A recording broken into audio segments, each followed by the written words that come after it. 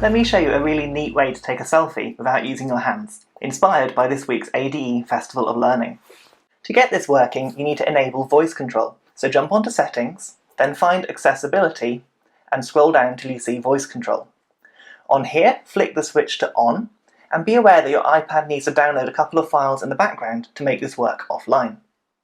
When that's done, you'll see a microphone icon in the very top right corner of your toolbar. That means voice control is on and listening. Here's me talking through a demo live on my iPad to take a photo whilst doing something that would only really happen during a lockdown. Open camera. Show names. Tap camera chooser. Tap timer. Tap 3 seconds. Tap take photo.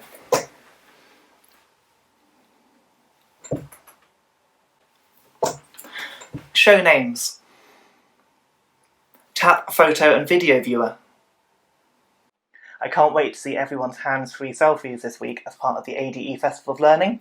Keep an eye on Twitter on the ADE 2020 hashtag to see what other people are doing as well. Hey, thanks for watching that video. Now, if you enjoyed that and you want to find some more quick tips for your iPad or to use in your classroom, do me a favour and press the subscribe button down below.